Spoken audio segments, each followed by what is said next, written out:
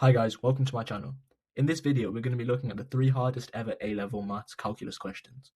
Note that these are just single maths questions, so if you do further maths, you may still see some harder questions than this. So let's get straight into it. Figure 6 shows a sketch of the curve C with the following parametric equations. The region R, shown shaded in figure 6, is bounded by C, the x-axis, and the line with equation x equals 4.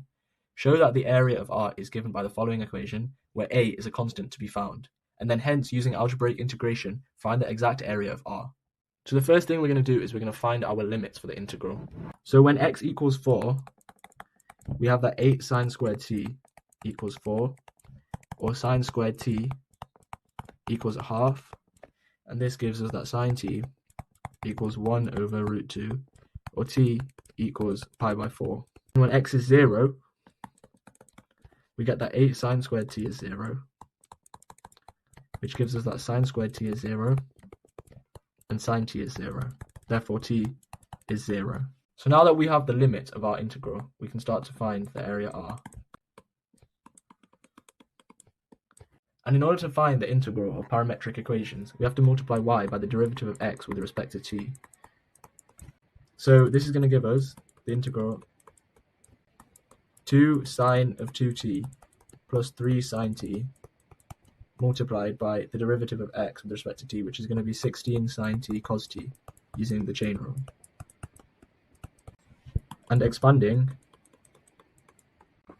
we're going to get 32 sine t cos t sine 2t plus 48 sine squared t cos t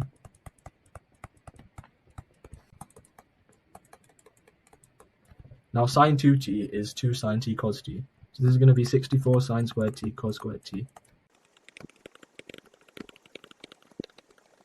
Now we can write 64 sine squared cos squared t as 64 multiplied by 1 minus cos squared t multiplied by cos squared t, because we know that sine squared t is 1 minus cos squared t.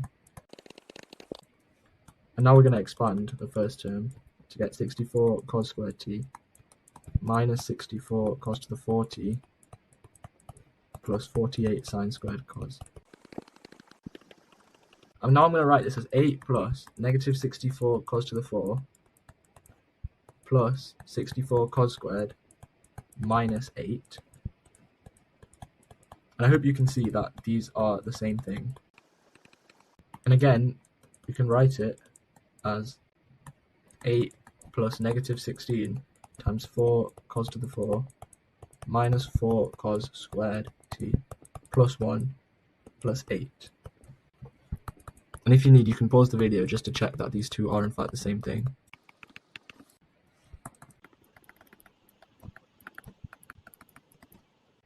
Now we know that this inside the bracket is just going to be 2 cos squared minus 1 squared.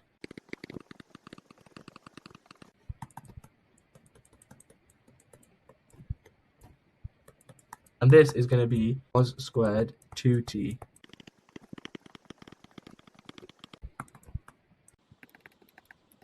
And now we can factor out a factor of minus 8.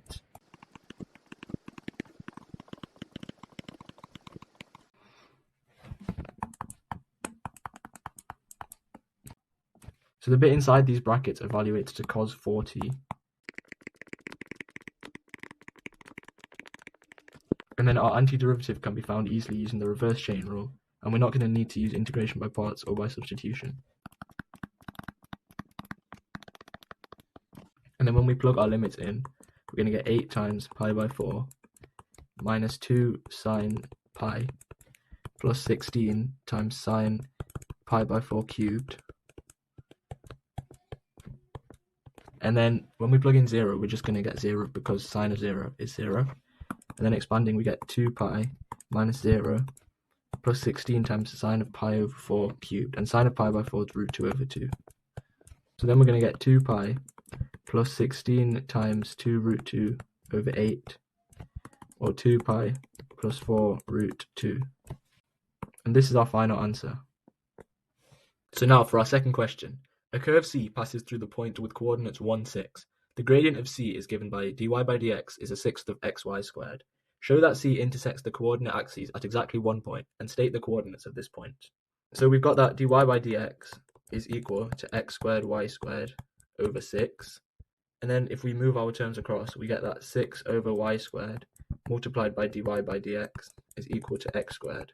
Now if we add the integral signs with respect to x, well, we can see that these two dx's are going to cancel out and we're just going to get an integral with respect to y. And we can evaluate both these integrals easily. This gives us negative 6 over y equals x cubed over 3 plus c. And we're told that the curve passes through the point 1, 6. So when x equals 1, y equals 6, and this will help us to find our constant of integration. Because plugging this in, we get minus 1 is a third plus c. So c is going to be negative 4 over 3. And so our equation for the curve is negative 6 over y is equal to x cubed over 3 minus 4 over 3. So now let's try and find the intersections with the coordinate axes. And we'll start with the x-intercepts. So plugging in y equals 0, we can clearly see that the curve is going to be undefined at this point.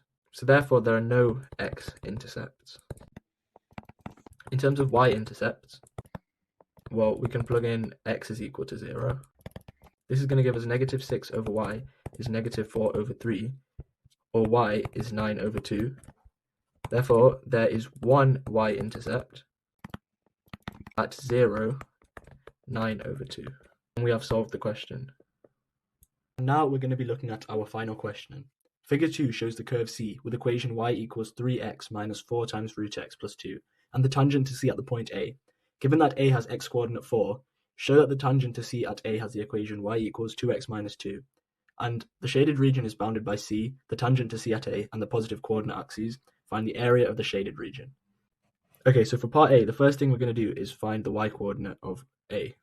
So when x is equal to 4, y is 12 minus 8 plus 2, which is equal to 6. So therefore, A is 4, 6.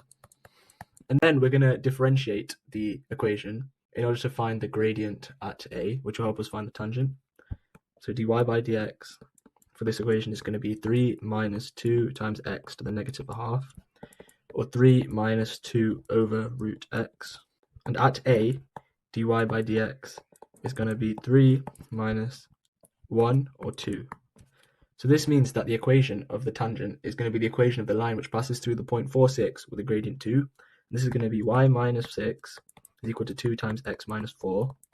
And this is y equals 2x minus 2 as required. And then for the next part of the question, we have to find the area of the shaded region.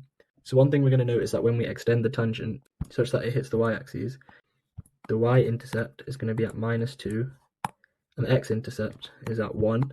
So if we figure out this entire shaded area, and then subtract the area of this triangle, that's going to give us the area we're looking for. And it's clear that the area of this triangle is just going to be 2 times 1 over 2, or 1. So therefore, the answer is going to be the integral from 4 to 0 of the equation of the curve minus the equation of the line, and then subtract 1 from this. So this is going to be simplified a little bit. X minus 4 root x plus 4 minus 1. And this integrates easily to x squared over 2 minus 8 over 3, x to the 3 over 2, plus 4x. And then plugging in our limits, we're going to get 16 over 2 minus 8 over 3 times 4 times 2 plus 16. And then when we plug in 0, we're just going to get 0. So this gives us 8 minus 64 over 3 plus 16 minus 1, or 23 minus 64 over 3. Now 23 is equivalent to 69 over 3. So therefore, our final answer is just going to be 5 over 3. So how did you find these questions? Let me know in the comments below. If you enjoyed this video, please like and subscribe, and share it to a friend to see if they can solve it too.